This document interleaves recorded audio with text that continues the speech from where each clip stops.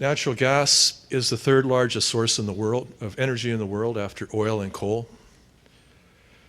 It's tough to move gas around the world by comparison to oil and coal. It's largely landlocked. Only about 7% of world consumption was moved as LNG in 2005. It's difficult to store by comparison to oil and coal, although I think storage is at record levels right now. We have about 3.4 TCF of gas in storage, mainly thanks to the warm winter that we had last year.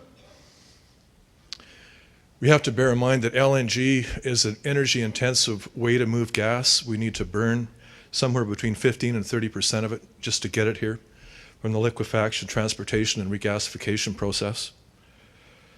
LNG is also subject to geopolitics. 3/4 of what's left of the world's gas is in the former Soviet Union and the Middle East. If we look at the past 4 decades of energy consumption by region and by fuel, we can see that gas was the fastest growing fuel source, grew by nearly 300% since 1965. However, coal has been the fastest growing fuel source in the last 4 years. It grew about 5% in 2005 alone. The EIA forecast for global energy consumption, the median case is 60% growth through 2030. If we look at growth by economic development and fuel, the non-OECD world, which is 82% of the world's population, now consumes about 46% of the world's energy. That's forecast to grow to 57% of a much larger energy consumption by 2030. Gas will be the second fastest growing fuel source, expected to grow by 92% through 2030. If we look at world gas production and consumption, we can see that production and consumption is generally more balanced than it is with oil because of the difficulty in moving gas. North America produced and consumed about 30% of the world's gas in 2005. Forecast for world gas consumption, median reference case is the 92% growth through 2030. If we look at world gas reserves, we can see that the good news is there's lots of gas in the world. The bad news is it's not in North America. Only about 4% of world's reported gas reserves are in North America. If we look at world natural gas reserve to production ratios, how long they will last at current production rates, we can see that North America has about 10 years, Europe 20, the world as a whole a little over 60. And the rest of the world outside of North America and Europe, a little over 100 years of remaining gas. If we were to grow consumption at 2.3% per year, which is what we've grown at for the last decade, we would need all of the world's gas reserves plus another 2,000 TCF to keep that rate of growth going through 2050. Depending on how fast or how much new gas we discover, this is what the reserve to production ratio decline would look like. So for example, if we replace half of our production each year with new discoveries, we'd be looking at an R over P of about 7 years in 2050. Colin Campbell's most recent forecast of peak gas, he's suggesting a peak plateau of conventional gas production in the world in about 2025 and a total gas production in 2045. If we convert gas into its oil equivalent, Colin Campbell is suggesting a total hydrocarbon peak in the 2010 timeframe. So gas will continue to grow, but in Campbell's opinion, it's not sufficient to offset declines in conventional oil. North American gas production and movements. Back in the mid-'80s, Canada had a policy where we had to have 25 years of production before we could export gas. It was very unpopular in Alberta, where I come from. It ended in the mid-'80s. Gas production took off. It grew by as much as 10% per year until it peaked in the 2002 timeframe. In 2005, Canada exported over half of its gas to the US. So Canada is the largest single contributor to imports into the US. Reserve to production ratio for North America. It turns out that of the major gas producers in the world, the only country that has a worse reserve to production ratio than the US is Canada. Canada has about 9 years of remaining gas, the US 10. Mexico has about 10 years, but Mexico has been and will continue to be a net importer of gas from the US. North America as a whole has about 10 years of remaining gas. Canada's remaining discovered and undiscovered conventional marketable gas resources. This was an estimate that came out in 2006 by our National Energy Board. It turns out that of the gas that's been discovered in Canada, about 2/3 of it's been consumed. We have 9.4 years of proven reserves, another 5 years of possible resources. It turns out that what's left of Canada's gas, 77% has not yet been discovered. And we certainly hope it's there. This is what I call Canada's exploration treadmill. It's the number of gas wells drilled versus production and versus reserve replacement. For example, back in 1996, we drilled 4,000 successful gas wells. We produced about 15 BCF a day. The price of gas went up in 2001. We tripled the number of gas wells. We grew production by about 10%. Production plateaued in the 2001-2002 timeframe. Even though we drilled 13,000 wells in 2003, production fell by about 3%. With record amounts of drilling, we drilled 16,000 gas wells last year. We've managed to keep production flat or growing slightly. In each of those years, back to 1996, we've only replaced our production in 2 of them, and that was with record amounts of drilling. The National Energy Board came out with forecasts of Canada's deliverability. This was published in 2003. They had 2 scenarios. In both of these scenarios, production from Canada's existing conventional gas sources peaked in 2001. We're looking at a plateau out to the 2007-2009 timeframe, followed by steeper declines. Some of the assumptions they made in making that forecast were that drilling rates will grow to even higher record levels, and that has in fact happened.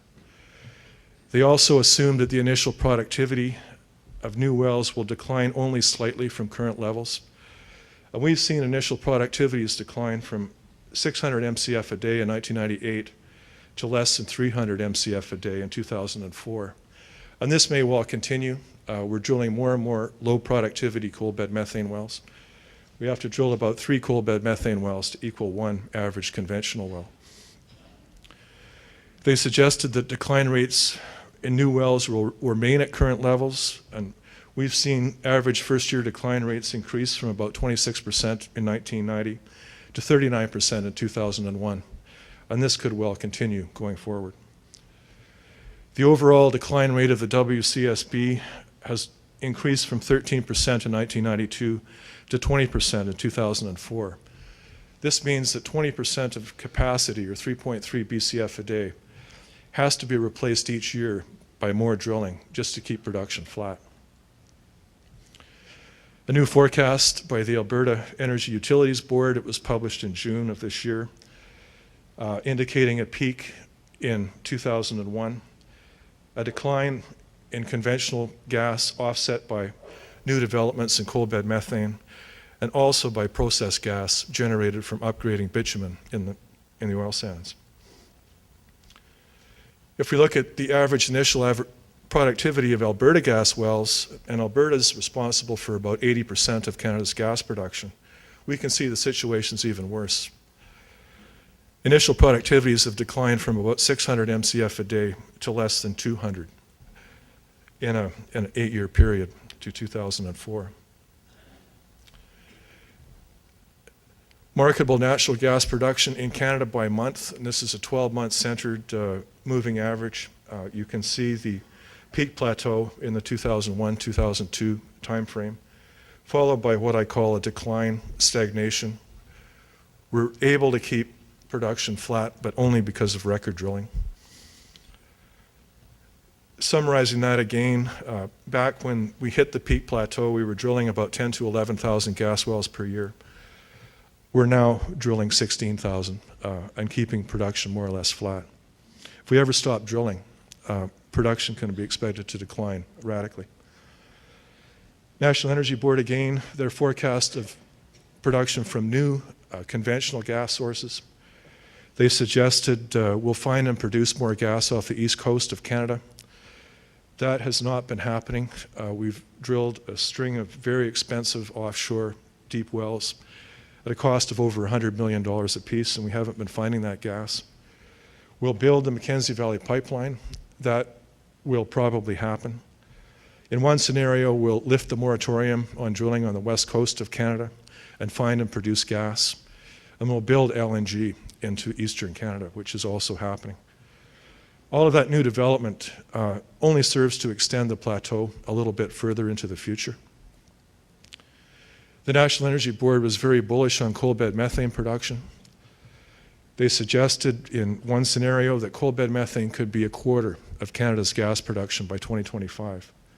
If this happens, and I've been involved in coal bed methane for more than 20 years, I can tell you that's a very bullish growth forecast. It still pushes the peak of Canada's gas supply to the 2010-2015 timeframe. Coal bed methane is very different from conventional gas. U.S. coal bed methane in situ resources, for example, are estimated at over 700 TCF by GTI. The proportion of those resources that are recoverable, however, is very small compared to the total resource, and that's a characteristic of non-conventional resources. And it seems that reserve growth in terms of coal bed methane in the U.S. peaked in 2003. If we look at coal bed methane production in the U.S., and I can tell you the U.S. has very unique geological conditions in Colorado and New Mexico, the San Juan Basin. We've been looking for a San Juan everywhere else in the world. We haven't found one yet. 2/3 of U.S. coal bed methane production comes from the San Juan and from the Black Warrior Basin in Alabama. And it's interesting to note that Colorado is essentially level now in terms of coal bed methane. New Mexico peaked in 1997. Alabama peaked in 1998. And all of the states outside of those three states, it looks like they peaked in 2003. So how much more we can grow U.S. coal bed methane production is questionable. This is the forecast by the NEB, suggesting that Canada will be producing as much coal bed methane as the U.S. is today by 2025, and this is where we are at present. So, as I said, those are very bullish forecasts, and they may not happen. Consumption of natural gas in Canada. National Energy Board again is suggesting that as much as a quarter of Canada's gas could be used for electricity generation by 2025. This is what's actually happening with U.S. gas consumption by sector. Gas consumption actually had a recent peak in 2000. All sectors have been contracting except for electricity. There was a lot of new generation capacity built in the last few years in the U.S. Industrial demand has declined by 22% since 1997. And that's demand destruction caused by price volatility, basically shutting down petrochemical and fertilizer plants and moving them offshore. The Energy Information Administration, this is their reference case supply-demand forecast for U.S. gas. They're suggesting the Alaska pipeline will come on in 2014. LNG imports will grow exponentially. Canadian imports will decline. The EIA is realizing the supply difficulties out of Canada. But they're also suggesting lower 48 production could grow by nearly 10% through 2014. How realistic is that? If you look at what's happening in the U.S., they're on the same exploration treadmill that Canada's on. Successful gas wells have more than doubled since 1999. However, the U.S. hit a production peak in mid-2001. Production has been declining, even though you've been drilling record amounts of gas wells. The absolute best case scenario, if all of the forecasts happen as billed, NEB, domestic consumption growth, EIA, export requirements out of Canada, NEB deliverability scenarios. In one scenario, we're short all of the exports required by the EIA's forecast by 2025. In the very bullish coal bed methane forecast, we should be okay out to 2025. If we build that best case reality into the EIA demand forecast, we can see the US will be short somewhere between 5 and 6 TCF a year, which will likely have to be brought in as LNG. Annual dry gas production by month, 12-month centered moving average again, basically illustrating the peak of dry gas production in mid-2001. US gas production has been declining at a rate of about 1.7% per year since peak. It's now down to the lowest level since July 1993. And there's a little bit of Katrina and Rita built into the last part of this production. It's not for lack of trying in terms of trying to reverse that production decline. This is the active rig count. Hit an all-time peak back in March, April. And this is the result of all of that drilling, a production decline. If you look at the data, what's happening with production and drilling, you could say that the best case scenario for the US is to hold production declines to 1.5% per year. This would be a little better than what's actually been achieved. If that was the case and there's no demand reduction response, the US will be short somewhere between 10 and 11 TCF per year by 2025. Future outlook, if you believe the forecasts, the implications of these forecasts are that there appear to be serious supply shortfalls in continental natural gas coming. Canada is clearly unlikely to be able to fill a supply gap. Solutions involve a portfolio of options. Conservation and efficiency, in my mind, is probably at the top of the list. That's the low-hanging fruit. Bring it in from offshore. There's geopolitical and NIMBY implications to bringing it in from offshore. More unconventional gas. Fuel switching to oil or coal. Capacity is quite limited without new capital investment. Destroy demand, and this is already happening. Shut down petrochemical and fertilizer industries and move them offshore.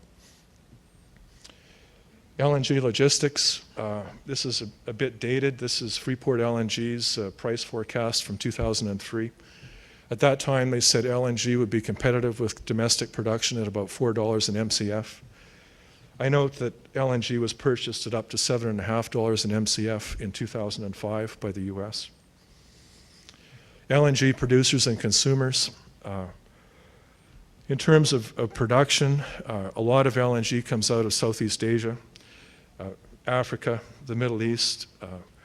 A lot of US LNG comes from Trinidad and Tobago. In terms of producers of LNG, the US is a very small producer. And in terms of consumers of LNG, the US is about number 4. Japan, South Korea, China, France are very large consumers of LNG, and they expect to be larger going forward. Other countries not on this list include China, who's also looking at LNG as an option going forward. LNG logistics, if we had to cover a shortfall of between 4 and 11 TCF per year into the US with LNG, that would represent nearly doubling to tripling the world's present LNG capacity. And the US, as I mentioned, will be in competition with many other countries for LNG supplies. What would it take to bring 11 TCF a year into the US? More than doubling the LNG tanker fleet, 30 new 1 BCF a day receiving terminals, 56 new foreign-based 200 BCF a year liquefaction trains, capital investment somewhere between 100 and 200 billion US, time to build 10 to 20 years, overcoming the NIMBY syndrome in locating new terminals, accepting the geopolitical implications of dependency on offshore supply sources. Every 2 or 3 weeks, FERC updates this map of proposed LNG terminals in North America. This map has 46 proposed LNG terminals, many of which won't get built. I keep a running tally of cancellations. There's been 15 canceled terminals in the last 24 months. They also point out to this one in Canada at Point Tupper. Anadarko just put this one on ice because they can't get a long-term contracted supply of LNG. One could question the wisdom of building all that infrastructure in the Gulf of Mexico. Very few oil and gas production platforms can withstand Category 4 and 5 hurricanes. We can expect more and more of those going forward because of the increase in sea surface temperatures in the Gulf of Mexico. We got lucky this year. Doesn't mean there's going to be more hurricanes. It's just likely that they're going to be more powerful. The U.S. National Petroleum Council published an LNG forecast in 2003. They had 3 scenarios.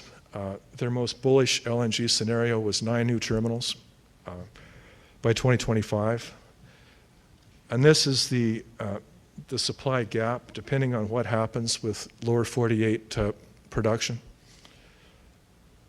But clearly, if you build all of these LNG terminals, it's not enough. It's not enough even to meet the supply gap represented by holding lower 48 production flat.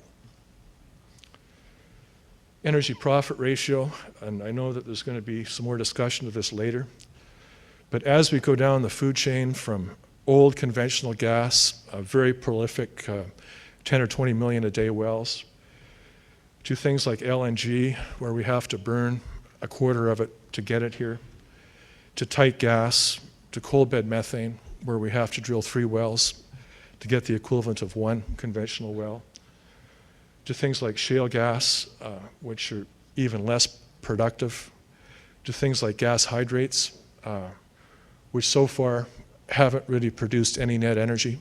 There's something like fusion, nuclear fusion. They have great promise, but nobody's generated any net energy out of hydrates. And I'm not going to talk about hydrogen, which is obviously also an energy sink. The characteristics of these lower grade resources, the unconventional gas, typically the in situ resource is very large, but the amount of that resource that can be recovered at an energy profit is very small as a proportion of the total resource. So you can't look at this number, you have to look at what's energy positive. As with oil, the issue is not resources, it's deliverability. And that's the problem with non-conventional resources. It's very hard to grow deliverability. Gas with a low energy return on energy investment tends to produce at much lower rates and have a vast proportion of their in-place resources that will never be recoverable. Implications for sustainability, gas. There's a disconnect between North American gas deliverability and forecast consumption. We've seen that several existing producing areas are in or near decline. Higher cost frontier and offshore conventional and non-conventional production will likely not forestall declines in conventional production for long. The U.S. will require somewhere between 16 and 42% of projected demand to be met by offshore sources by 2025. And we've looked at solutions, conservation, efficiency, LNG, and so forth. I'd like to look very quickly at electricity because electricity and gas are tightly linked. Availability of reliable electricity defines a first world country. Electricity cannot be stored in bulk. We convert hydrocarbons to electricity at an energy penalty of 30 to 70% depending on the technology and the fuel. Electricity is a regional commodity. It's not a continental or a global commodity. I follow the EIA forecast for generation by fuel every year. And every year, their forecast for gas has been going down, and their forecast for coal has been going up. Even to keep nuclear at a roughly flat level implies a huge construction boom in nuclear because we haven't built a plant since 1978.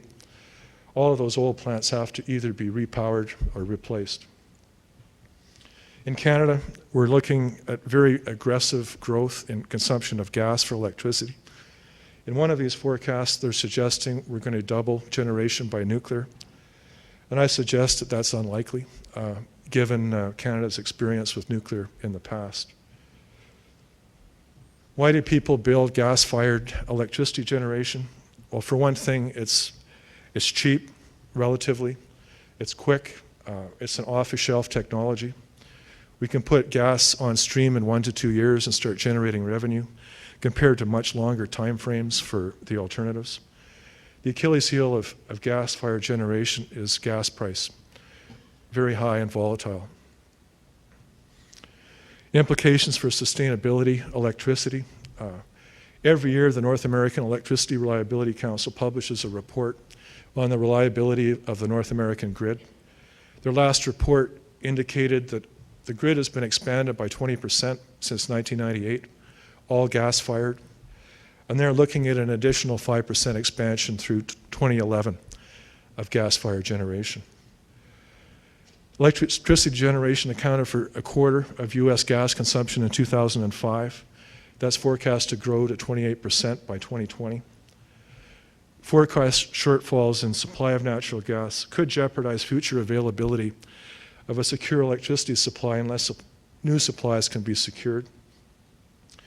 Renewable energy, biomass, wind, photovoltaics have to be emphasized, but realistically will only provide a small incremental supply.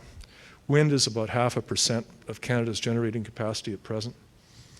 Nuclear is limited by capital cost, public perceptions, and environmental impact. We still haven't figured out the waste problem with nuclear. Large hydro is limited by lack of available sites and environmental costs. Some of the smartest comments on energy sustainability I've heard lately. I was at the GasMart conference in New Orleans in March 2005.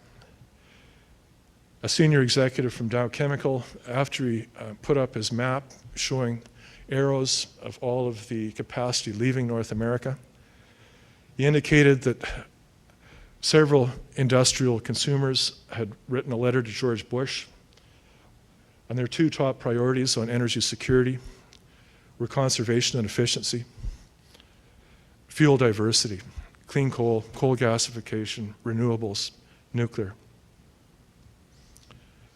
An aspiring candidate for the Premier of the province of Alberta, who was also a senior energy executive on using gas to produce and refine the oil sands. Using gas to produce and refine the oil sands is akin to turning gold into lead. Dow Canada's CEO on gas use for electricity and in the oil sands. Utilizing gas for low-value uses like electricity generation and oil sands as opposed to high-value uses such as petrochemicals is like lighting candles with $100 bills. So in summary, natural gas is unfortunately, as with oil, an irreplaceable one-time resource. North America is on an exploration treadmill with respect to conventional gas, and new supplies from unconventional sources are only serving to slow the rates of decline. LNG will help offset these declines, but the US will be in competition with other countries who also see LNG as a solution.